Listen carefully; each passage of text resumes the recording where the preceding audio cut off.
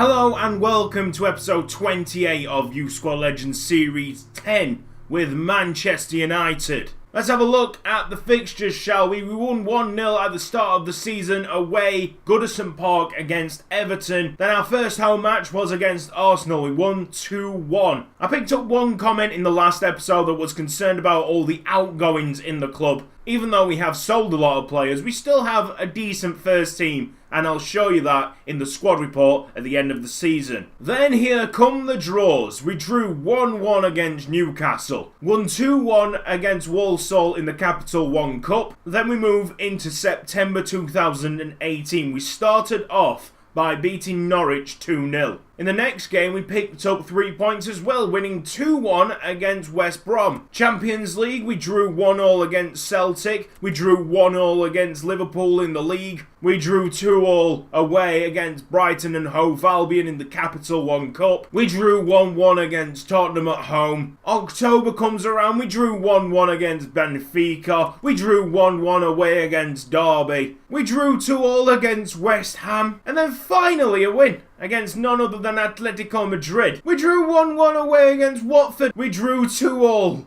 against Hull. We won 3-1 against Crystal Palace. Yes. Drew 1-1 against Benfica. Won 2-0 against Southampton at St Mary's. That's a great result. Lost 2-0 at home against Chelsea. That's a bad result. Won 2-0 against Celtic in the Champions League. December 2018, we drew 2-2 against Sunderland. We won 2-0 at home against Aston Villa. Before our final game in the Champions League group stage, we lost 2-1 to Atletico Madrid. However, we still progressed. We drew 1-1 with Leicester City.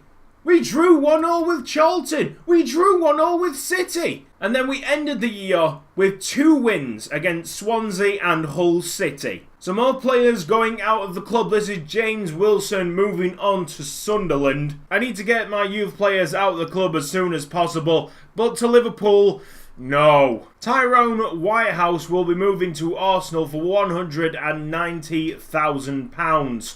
Hugo Anibal will be moving to Bayern Munich. Ryan Halloran is off to Charlton. We've got 7 hours left in the transfer window and a couple of players that need selling in order to gain that May bump. I haven't actually looked at any regens this season, so this could be quite interesting. If we do find some good regens, then we'll include the players that need the May bump in the deal. It's been a very quick search. I've probably missed a couple of gems, but we found a few that really intrigue me. This is probably the best of the lot. William Bertilson, 73 overall centre mid, 18 years old, 3-star weak foot, 3-star skill moves. We've also found Arthur Dilo, who is an exciting prospect. Not much is known about this player. And James Sterry, a right back standing at 6'6". He's also an exciting prospect. Already on this shortlist, we have Pirlo's regen at Orlando City. His overall is 74 at 19 years old. We're in business. Franco Budell has accepted a contract with Manchester United. And we've also got James Sterry.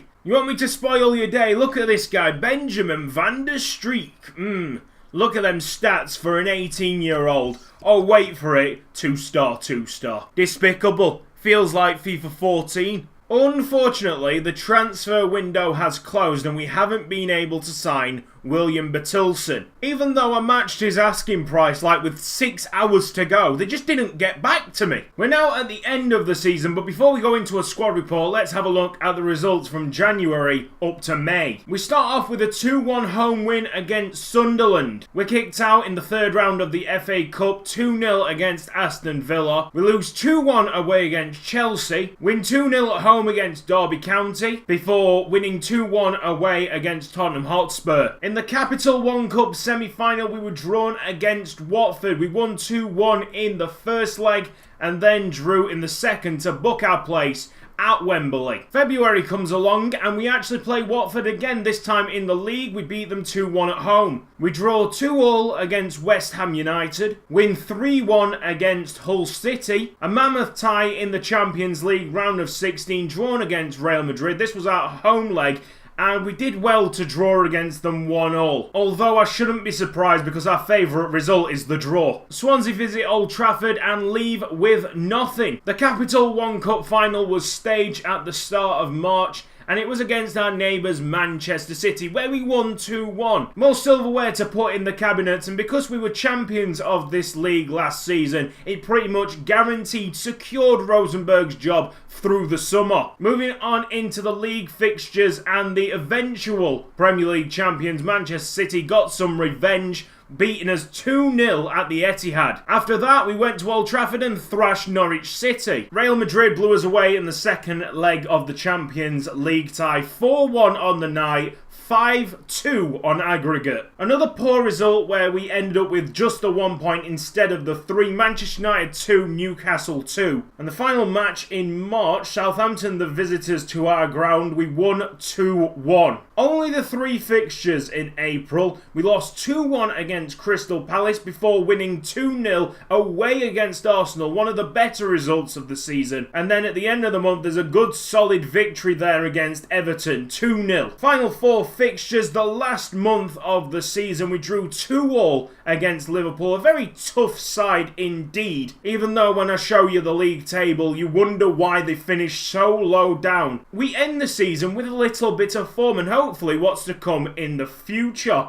Manchester United 2, West Brom 1, Manchester United 1, Leicester City 0, and finally, Aston Villa 1, Manchester United 2. So here is the league table. I've removed my face for the time being so you can actually see all the information on screen. I'll be doing the same for the squad report as well. We finished second, which is alright, but the points gap between City and United, that's not something that I want to see. Also, you might be looking at Liverpool's positioning and going, well, 5th is okay. Just check out the points gap between 4th and 5th. This squad report comes from July the 1st, so we've just entered the new season, and that's because I was rushing to get contracts renewed. So on screen you will not see any overall improvements. However, the overalls will have definitely gone up from the last time I did a squad report. Sean McGinn, overall of 71. Davide Puggioni, overall of 78. Paddy McNair, overall of 74. John Stones, overall of 87. Luke Shaw, overall of 84. Ander Herrera, overall of 85. Memphis Depay, overall of 85. Granit Xhaka, overall of 82. Robert Lewandowski, overall of 89. Marco Reus, overall of 90. Aldo Clerc, overall of 80. Christopher Zellner, overall of 78. Victorian Drole, overall of 77. Massimo Marchetti, overall of 83. Ryan McGurk, overall of 71. Regan Poole, overall of 73. Nick Powell, overall of 81. James Sterry, overall of 72. Dennis Gaisula, overall of 78. Ithami Jesus Casero Amania, overall of 76. Franco Budell, overall of 75. Frankie Scowen, overall of 71. Ilta Alma, overall of 72. Takuya Takahagi, overall of 79. Tyler Sutton, overall of 77. Adam Hansen, overall of 71. Chris Kelly, overall of 73. Ben McGivern, overall of 72. Ben Evans, overall of 71. Adam Houndstrup, overall of 74. Connor Wyke, overall of 77. And finally, Adnan Januzaj, overall of 81. So we've reached the end of the episode. Apologies that we haven't played a game, but we are in the transition period now. We are moving from real life players to regens and youth academy players. This has been Cutzy. Thank you for watching this episode of Youth Squad Legends. If you've enjoyed it, please give the video a like, and I will see you next time.